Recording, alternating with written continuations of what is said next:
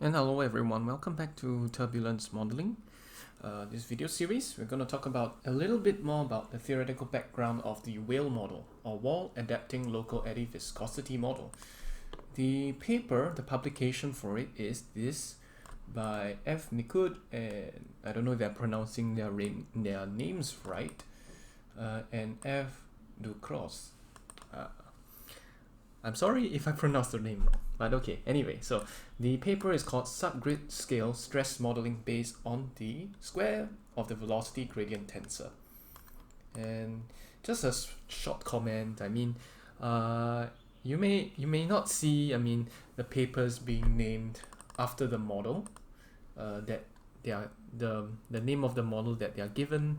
I mean, of course, when you first publish, usually it's something. It's something novel. People don't know what the name of the model is yet. Usually it's like, after the model becomes famous, people know it by the name. So this is what the paper actually is. You may not find the name WALE in the title, but it's there in the paper.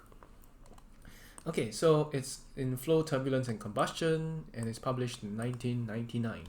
So this is the link which I will post in the description, and we also refer to CFD Online's little article of the local eddy viscosity model. So yeah, before I start, let's take a look at some classic problems of Smagorinsky model. All right, just hope you don't mind that drill going on in the background. Okay. Okay, maybe I'll clear the board here. Alright, I'll clear the board and let's go here and I'll use green. And remember, okay, a Smagorinsky model, right? Smagorinsky model. Okay, the Smagorinsky model is a very good basic model. However, its formulation is as such, where nu t equals to some cs squared delta squared into the mean rate of strain tensor. After you convert it to a scalar, it no longer becomes a tensor, of course, because you have this magnitude over here. And if you recall, this is actually equals to Sij. I assume you are familiar with this by now, so I won't go too much into it. Okay, problem with Smagorinsky is this. This thing is not truly constant. Okay.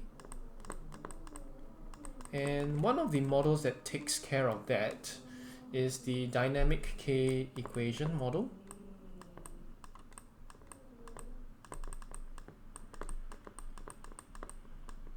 Dynamic KEquation model, and that helps to adjust the Smagorinsky coefficient for various flows, as well as incorporate this kinetic energy transport equation.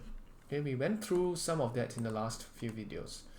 Now the other thing is that Smagorinsky subgrid-scale viscosity, which is this, doesn't behave very well near the walls. So let's say you have a wall here. Okay, you have a wall here, and what you're trying to do is you try to find the nu t, let's say over here. Now near the wall, we expect nu t to equals to 0. Okay, this is physical. Okay, we expect nu t to be equals to 0 at the wall physically because there's no turbulence at the wall. There is actually a so-called viscous sublayer near the wall. Alright, there's a boundary layer and there's a viscous sublayer near the wall where viscosity is dominant. Viscosity is dominant. Alright, so viscosity should be dominant in this viscous sublayer. But the Smagorinsky model usually will fail to give a non-zero viscosity near the wall. Now, there's one easy way, of course, to deal with this is to change this CS with a damping function. So CS equals to whatever value you give, can be 0.02, 0.1, whichever floats your boat, and you give a Van Driest damping function. It's a very scrappy way of doing it, but this is how it's done. Okay, I assume you know what y plus is, so I won't go too much into that. If you've watched the earlier videos especially. So this is the Van Driest damping function, so that as y goes to 0, this or y plus goes to 0. Well, y plus going to 0 is the same as y going to 0. I mean, in this case, it's very similar. Okay, so CS will approach 0 at the wall. This is the behavior you actually want. And this we will get it as 25. Now, this is all well and good in the sense that it gives you a physical turbulence viscosity at the wall being 0. That's very good. Unfortunately, it's again it doesn't capture some of the intricacies of turbulent flow. Okay, in the paper, I mean this one just artificially suppresses the velocity near the turbulent viscosity near the wall, but well, it doesn't account for some of the mechanisms. So for example, what generates turbulence? Okay, right. So let's zoom out to something more theoretical. What generates turbulence? Okay, one is shear. Okay, this is when you have a velocity gradient, del u del x, for example, and then the other one is rotation. All right, and usually, physically speaking, rotation contributes much more to turbulence than just shear. Okay, so even in this region here, for example, I give you this purple circle. Yeah, so anyway, yeah, you have this layer of viscosity near the wall. There will be shear. Okay, there will be some shear, which is there's a finite shear rate. But the thing is that well, there isn't supposed to be any turbulence viscosity there. So of course you can use this ad hoc way, this very scrappy way of reducing turbulence viscosity near the wall, or you can actually try and have a model that goes back to first principles, so that it can capture this physics. It can capture the physics of the flow that shows that both shear and rotation they contribute to turbulence, and usually it's rotation more so that contributes to turbulence. Okay, so these guys, the inventors of the WALE model, the wall adapting local viscosity model, they wanted to develop a wall function that's not just very ad hoc, very empirical like this, but they try to incorporate some of the flow physics principles behind it so that it's like more robust. So the overall effect is that when you have very complex geometries, okay, when you let's say have complex geometries like that, you have a wall here and a wall here. Now you have two walls here, and then you're like wondering, okay, let's say you want to calculate the viscosity at this point. Do you then use this y distance, or you use this y distance? Or which y distance would you then use? Now with complex geometries, it's a little bit hard because this is actually developed for like a flat plate or single wall kind of thing. But when you have a complex geometry like this, it kind of breaks down because you don't know which y plus to use, and then of course you don't know what the shape of the boundary layer is like. So this is one of the deficiencies of this model, the Van Driest model, which is very simple to implement but doesn't capture the complex flow physics. So the other way to try and deal with this is with the use of this WALE model. So it's going to incorporate some of this shear and rotation effects. So that's the basic outline and the background why this WALE model is being developed. So let's recall our standard definitions of shear or strain and rotation. So usually the tensors that we use for strain is this Sij, where you have del half of del ui, del xj, and plus add that to del uj del xi. This is very much related to the strain rate. It's a tensor related to the strain rate. However, when you have omega ij, for example, you have this, and this is actually half of del ui del xj. These are filtered velocities minus del uj del xi. And if you notice, this is actually very similar to the curl. It's very closely related to the curl, and therefore it's a tensor that tells you something about the rotation. So these are the two vectors or the two tensors we will use to construct some sort of function, or rather these authors, not me. I'm just telling you how they do it roughly. A very rough overview of how they do it. They use these two tensors to construct a model that says, okay, I want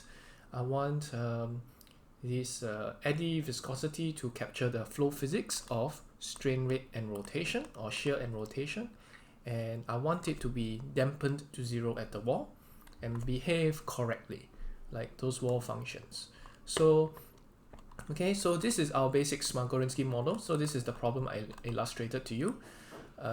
It is not 0 at the wall, so you have this Van Dries function, damping function. Okay, according to Nicoud, this is rather ad hoc, scrappy way of forcing nu t equals 0 at the wall. May not work for complex geometries. So like I said just now, this is just a recap of what we had. How if you have a complex geometry like this, and then you have one wall here, and you're trying to calculate viscosity here. How far is this from the wall? Which y plus value should you use now? Because that will make things complicated. Okay, so CFD code has a way of calculating or deciding which y plus. All right, there's some algorithm for that, but whether that actually helps to give you accurate flow physics, which is one of the most important emphasis of LES modeling. You want to capture the flow physics relatively well. Whether it captures the flow physics right, it is very questionable. So while Reynolds average Navier-Stokes, you don't really care as much about the flow physics and the underlying mechanisms. You just want correct shear rates or pressure drops or what have you. LES is more in-depth and is the tool used to study the flow physics of turbulence. That's why they want more accuracy as compared to, for example, Reynolds average Navier-Stokes. Okay, so Nicoud, this author, he goes further to show no explicit. He wants this wall adapting eddy viscosity model not to have any explicit dependence on y, but yet at the same time it shows this correct behavior from the wall surface. All right. So because there's some difficulty that you don't know which y to use, or whether you want to use the y from this wall or the y from this wall, or you just want to have the shortest distance of the two, or some average, well, that you want to avoid the problem altogether. So that's what he's doing.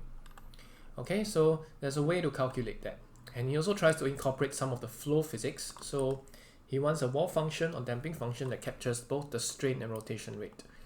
So he tries, in his paper, he generalizes equations in the form of this, where you have some constant into some filter length squared times some operator. For example, this in the Smagorinsky model, you have this OP xt equals to some mean strain rate. But for the author, he wanted OP this to be defined so that you have the correct. So yeah, anyway, so you wanted we have a Smagorinsky model like so. with the string rate here, and the author wanted this OP, this to be this variable, so to speak, to be defined so that it has the correct behavior from the wall and also capture the flow physics. So I'm not gonna tell you too much, but I'm gonna just rather tell you the rough steps, okay? The rough steps, so that, okay, so he uses this function initially, sdij. So what is this? All right, if you see in this wall adapting local WALE model, you see sdij here in terms of gij, but that's really a little bit hard for us to see where the strain and rotation rate tensors come in. So in the original paper, it's written in this form, this sdij. It is 1/6. You have the strain rate to the 4th power, so to speak. Okay, and then you have the rotation rate as well, the rotation tensor. Then you have 2/3 of the cross terms, the rotation and the strain. Then you have 2 times, again, strain and rotation. Okay, I'm not going to go into detail about the mathematics behind all this notation, but the rough physics is that you have something that is dependent on both strain and rotation. If you structure it this way, okay, large strain rates will produce turbulence, which is kind of what you want. Large rotation rates also produce turbulence, which is also what you want. And you have this effect where rotation is more important than shear in turbulence generation, which according to the original paper, that's physically true. And one final thing, for pure shear flows, okay, for pure shear flows, that means no rotation. Okay, this is what happens. Sdij equals to 0, which is very good for us because pure shear flows that don't have rotation, they don't usually produce turbulence. So where is this true? For example, you have a flow like so. You have your so-called classical wall-bounded laminar flow. Okay, you have your classical wall-bounded laminar flow. Okay, wall-bounded laminar flow. Okay, this is laminar, okay, just normal laminar flow. Okay, there's no rotation here. Yeah, there's no rotation, but there is shear. There is shear. Remember shear? What is shear? Shear stress is, remember, tau equals to mu du dx. Right? This is the shear stresses. Okay, so there is a shear, there's a shear rate du dx. So according to Smagorinsky, as long as you have du dx, there will always be turbulence. But that's not true. Okay, only if du dx kind of goes beyond a certain threshold, then yeah, maybe you do. But usually that will be accompanied with some rotation. Okay, so one thing nice about having using this function to kind of to be a substitute instead of this, you have this sdij. One thing nice about it is that you have something that captures this flow physics, and also it captures the flow physics, and it does not give you turbulence in this sort of wall-bounded flows. So that's one thing very good about using this. Okay, unfortunately, this does not give you the correct wall behavior. This actually gives you a behavior where the viscosity kind of increase, I think, with y square, but in actual fact you want a y cube behavior. I'm not going to elaborate too much on that, but to make it have the correct behavior in terms of magnitude, compared to the distance away from the wall. You want a y cube rather than a y square. So this produces a y square behavior. This produces a y cube behavior. So this is a y square behavior from wall, near the wall.